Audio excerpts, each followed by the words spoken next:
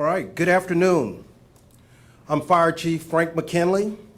I can now share that the Fire Investigation Unit has made 4 arrests in connection to the Daniel Carter Beard Bridge fire on November 1st. As we announced yesterday, Caton Hall, 23, was arrested on 2 felony counts for obstruction of justice.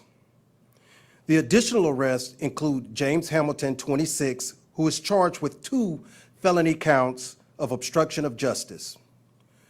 Terry Stiles, 39, and Zachary Allen Stumpf, 23, have both been charged with 1 count of aggravated arson. Yesterday morning, just before 11:30, fire investigation units and Cincinnati police arrived to execute a warrant for Caitlin Hall at 204 Erkenbrecher Avenue in Arlington Heights. She was taken into custody without any incident within approximately 10 minutes. While on the scene, and with the help of a drone, it was discovered Stiles and Stumpf were hiding in the attic and refusing to come out. After several hours of standoff, the Hamilton County Police Association SWAT was called in to help, but both Stiles and Stumpf surrendered before SWAT had to be deployed. That happened around 2 p.m. and approximately 2:30, Hamilton was also taken into custody. Stiles and Stumpf are each being held on $1 million bond. Hall and Hamilton are each being held on $60,000 cash bond. Using the large amount of video footage that was available, phone records, license plate readers, and interviews, our investigators were able to gather critical information to identify the suspects. Because this investigation is still ongoing, some sensitive details cannot be shared, including the specifics surrounding how the fire started. If anyone who was driving across the bridge at the time of this incident has any additional information that can help out our investigators, please call Crime Stoppers at 513-352-3040. Now I will turn things over to the City Manager, Cheryl Long. Sorry. Thank you, Chief.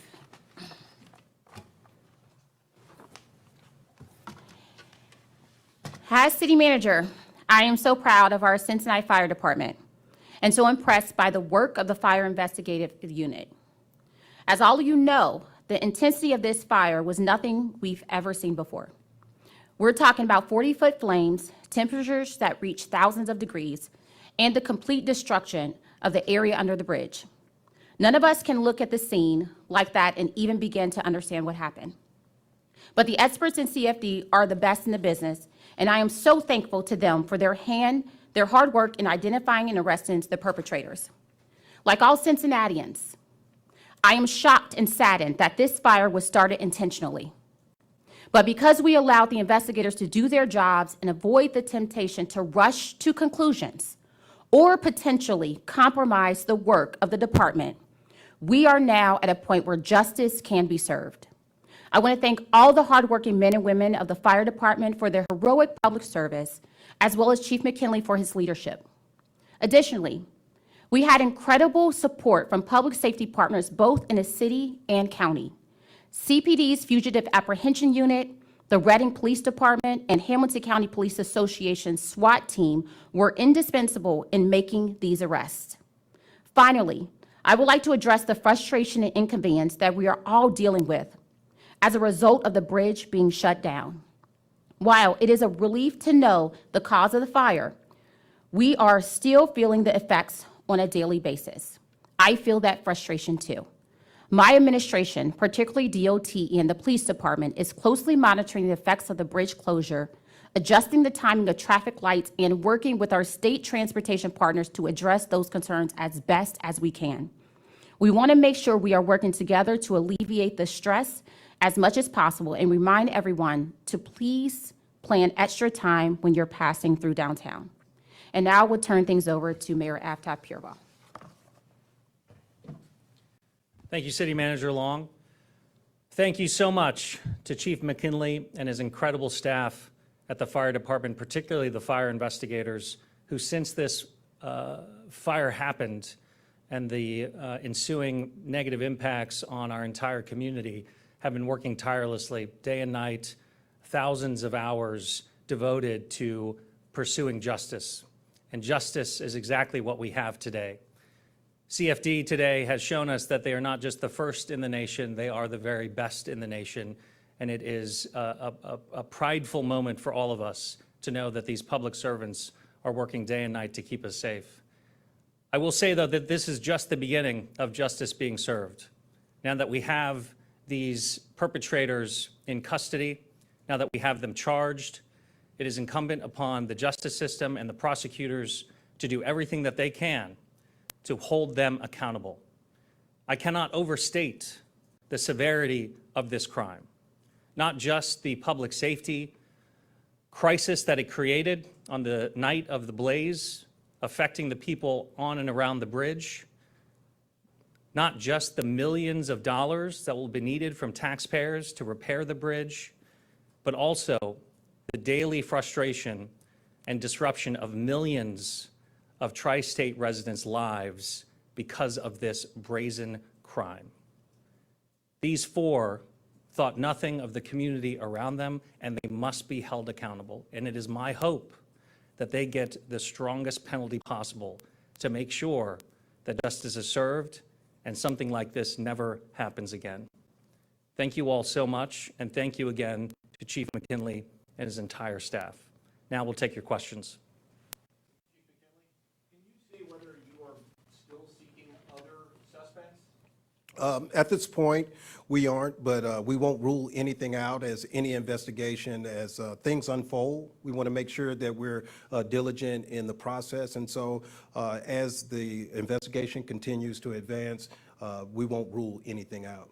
Do you have any idea of what the motive might have been for starting the fire? That's going to be a part of the investigation.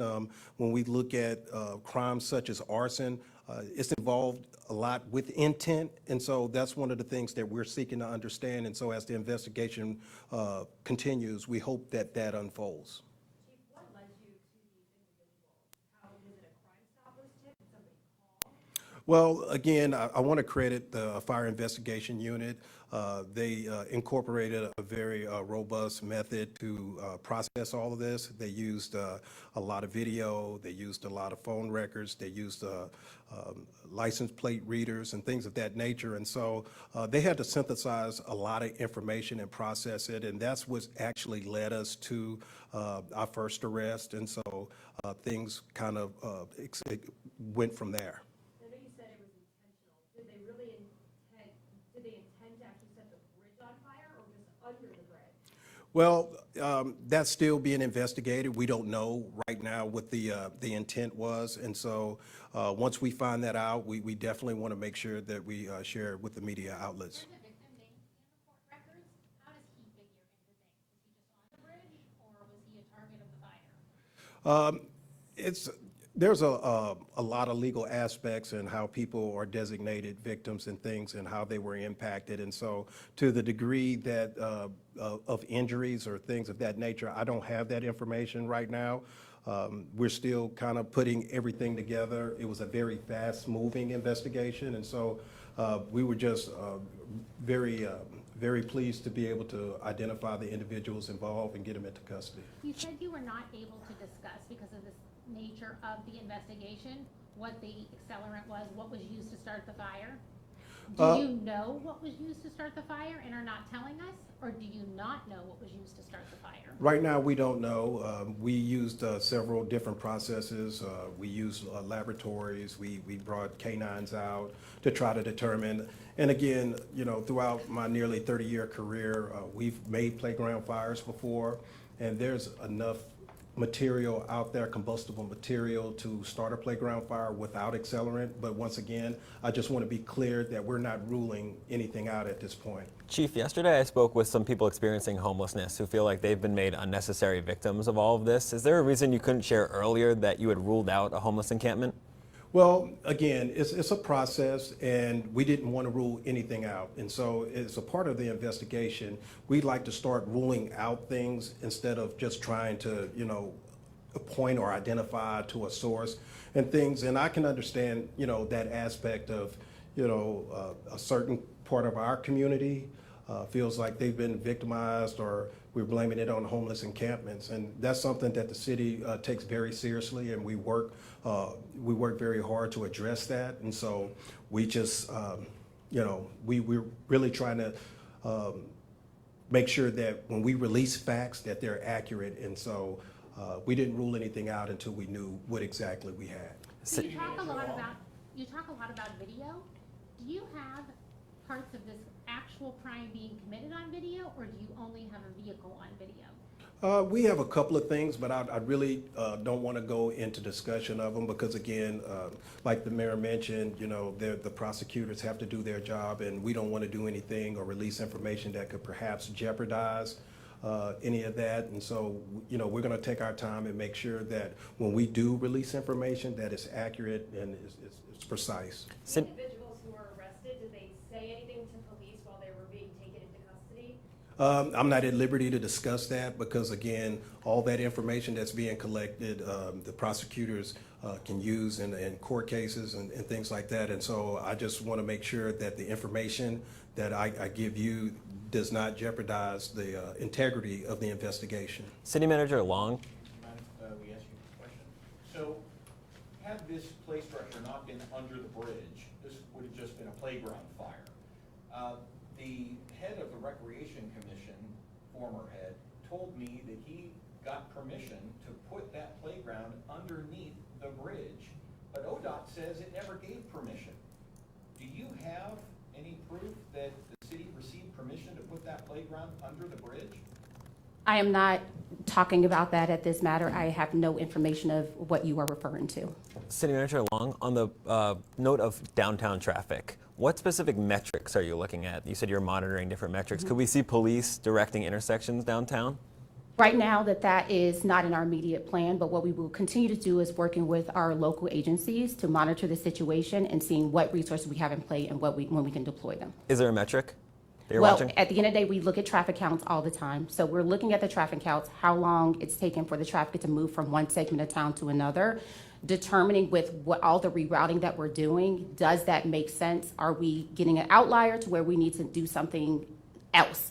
We've been monitoring the traffic timing signals, and we are kind of at our maximum at the moment for what the city of Cincinnati can do. We've talked to Covington, we've talked to Newport as well, according to our Department of Transportation. They are at the maximum as far as the signal timing as well. So at this point, we will just continue to see what other things that we think we can implement to move the traffic along. So why not put police out there then, if you're at the maximum with the lights? At the end of the day, we have to monitor all the public safety things that are going on and looking at what is the immediate need at the moment. Remember, at the end, the same officers that do traffic enforcement are the same officers that also solve crimes, right? So we have to continue to monitor those with resources. What other levers can you pull? Those from our Department of Transportation department to give me recommendations. So we will continue to have conversations with them to see what other things that they think they can do.